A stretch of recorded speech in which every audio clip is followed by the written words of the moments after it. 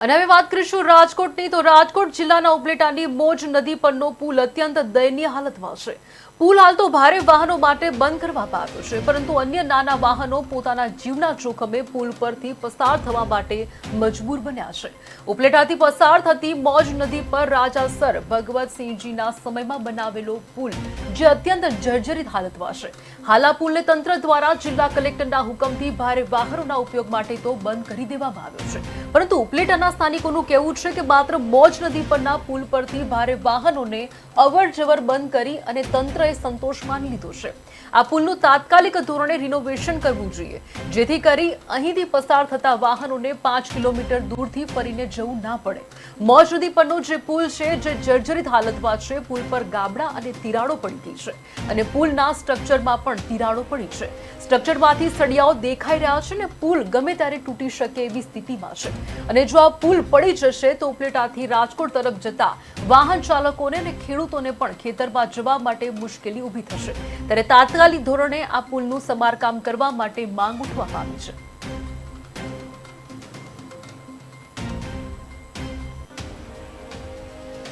શહેરને બહાર નીકળવા માટે ખાસ કરીને ધોરાજી તરફ જવા માટે મોજ નદીનો પુલ આવેલો છે।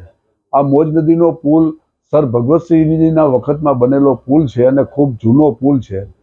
તંત્રએ એ પુલની જે જર્જરિત હાલત જોઈ અને તંત્રએ એ પુલ મોટા વાહનો માટે બંધ કરી દીધો છે। તેને પરિણામે આજે એ પુલ ઉપરથી જે નાના વાહનો પસાર થાય અને એ નાના વાહનો પસાર થઈ શકે છે, મોટા વાહનો પસાર થતા નથી। ત્યારે ઉપલેટા શહેરમાંથી મોટા વાહનોને જવા માટેનો જે રસ્તો છે એને સરકારે વિકલ્પ રૂપે નવો પુલ બનાવવો જોઈએ અને ન પુલ બને ત્યાં સુધી વર્તમાન જે પુલ છે એને રિનોવેશન કરી અને શરૂ કરવું જોઈએ। બાજુમાં જ રેલવેનો પુલ છે, રેલવેનો પુલ નવો બનાવવાને બદલે રેલવે તંત્રએ રિનોવેશન કરી અને એની માથેથી રેલવે પસાર કરી છે, તો આ પુલને પણ રિનોવેશન કરી અને એની ઉપરથી વાહનો પસાર કરવા જોઈએ। કારણ કે બસ છે, એસટી બસો છે, મોટી બસો છે, એ બસો આજે નીકળી શકતી નથી। તેને કારણે મુસાફરો પણ ખૂબ હેરાન પરેશાન થાય છે। સરકાર એમનેમ ખાલી રસ્તો બંધ રાખી મોટા વાહનો માટે અને રોકી રાખે તો કોઈ નિર્ણય તો કરવો જ પડે અને નિર્ણય શા માટે નથી કરતા? હું એમ કહું છું કે તાત્કાલિક એનો નિર્ણય થવો જોઈએ અને એનો વિકલ્પ પણ મળવો જોઈએ। તમારા નામથી શરૂઆત। મારું નામ ખીમાભાઈ રબારી, ગામ ઉપલેટા। આજે આપણે જે જગ્યાએ ઊભા છે એ અમારો ઉપલેટા તાલુકાનું મેન મોજ નદીના કાંઠે પર બાંધવામાં આવેલો રાજાશાહી વખતનો જે પુલ છે એ અત્યારે જર્જરિત ભાષામાં જે કહીએ તો તંત્ર કહે છે, અમે નથી કહેતા। એ એમ કહે છે કે આ પુલ નબળો બની ગયો છે તો આને ડિવાઈડર લગાવી અને બંધ કરવામાં આવ્યો છે, પરંતુ કેના માટે? ખાલી એસટી બસ માટે?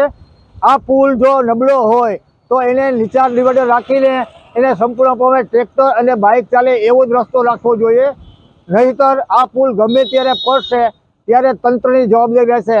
અને અમે ખેડૂતના દીકરા છે, અમારા રસ્તો મેન છે। જો આ પુલ પડ્યા પછી અમારે કોઈ જગ્યાએથી જવાનો રસ્તો નથી। નીચે આવેલો નાનો ચેકડેમ છે તો ત્યાં પણ ન જઈ શકીએ। અત્યારે મેન આવવા જવા માટે અમારો એક જ રસ્તો છે। શું ભાજપ આ જ કામ કરવા માટે કે જે પબ્લિકોને મારીને પછી જ પુલ બંધ કરવા એવો નિર્ણય લીધો છે? તો તાત્કાલિક સફાયો જાગે સરકાર અને આ પુલને